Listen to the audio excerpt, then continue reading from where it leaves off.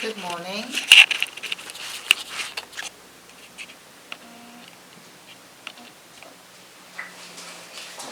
Okay, so my name is Rosalina Michael and I'm continuing with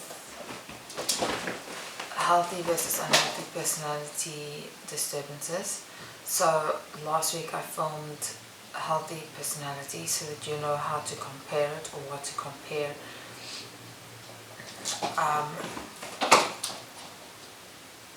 healthy to unhealthy, as in what you would feel if you think that you might have a personality disturbance, or if you are friends with somebody or have family, what you would see, because there is a difference between how you would feel and how the person would be behaving. The first thing I want to start with for this video is, if you feel a certain way in your spirit, it is. Okay? I do believe that every person is born with a spirit and the instinct. On the continuum, because personality and psychology is on a continuum, you're going to find some people who have very strong intuition and some people who have it, but they don't pay a lot of attention to it because they're more logical or reality based. Okay, so reality based means something that you can see, something that you can prove, right? And so a lot of the time, sometimes people who have a strong instinctive abilities or gifting would sense that something's not right, but you can't see it yet. And then if you spend enough time with the person, you would start to see, okay, so they actually do manipulate, okay, so they do lie, okay, so when you challenge them, they actually get angry. So the thing is that there is a difference between getting angry because you're being challenged and you're getting angry because you've been accused of doing something you didn't do. A lot of the time also, somebody who isn't actually doing something wrong and it's being kind of projected onto them, they're going to think, that's strange, where did that come from? And they've actually got to process it and think about it a little bit. Like, I don't understand where this person is coming from, what this person is saying. And so this is where you're questioning, really, is a lot of the time it's not about you.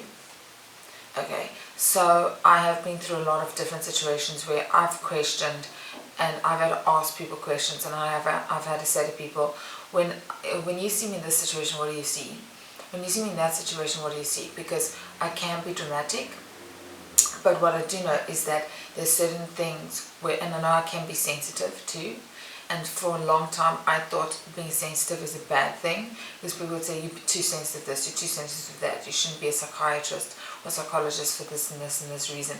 And there was a season where I believed it. But then I went to the university and I studied, and I spoke to psychiatrists and psychologists with different personalities, and I realized, number one, it's a personality thing. Number two, being sensitive and emotional is a positive thing, obviously within reason of social environment. So you can't just have a breakdown in front of people. It's not socially appropriate. But if you're bothered by something, you would take the person aside and you would talk about it, or you'd realize that they're toxic and you need to create distance. But all of these things, when you're influenced or affected by somebody who has a damaged personality or a broken personality, because that's what it is, you would feel like you're being accused of doing something you're not doing. You would actually feel confused. You'd feel conflicted.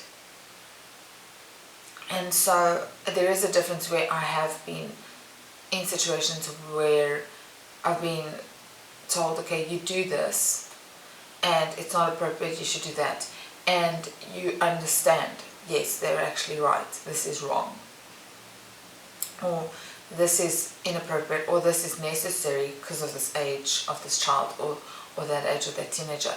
But you would actually feel at peace.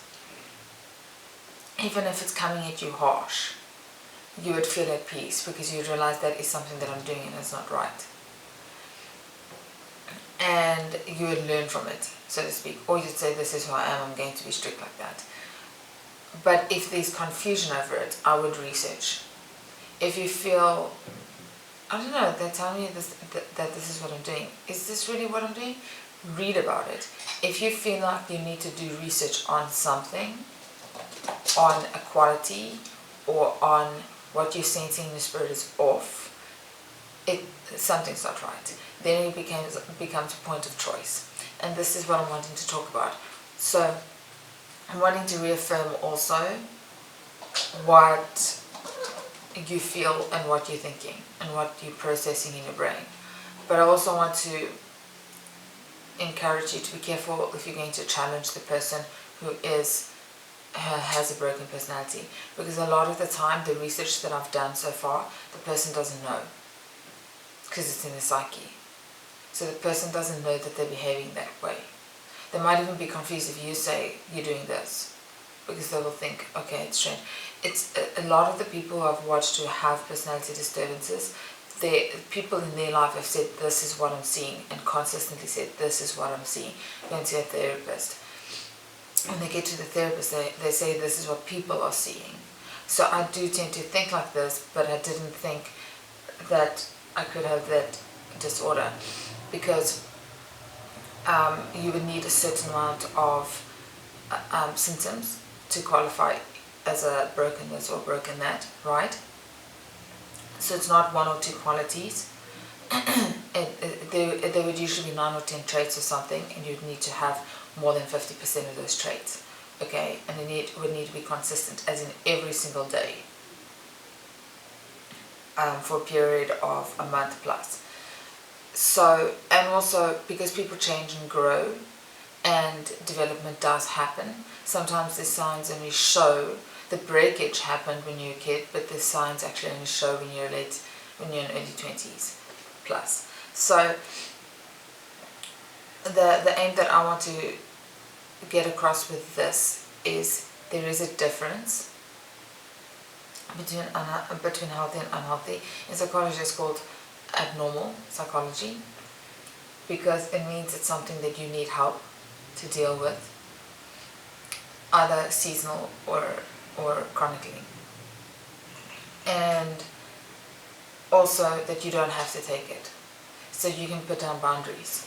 You're allowed to tell people that they can only hurt you to a point. They can only treat you badly to a point.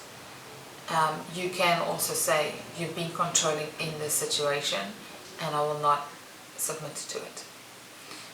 If it's a boss, you might need to change jobs. He might not change the way that he handles you.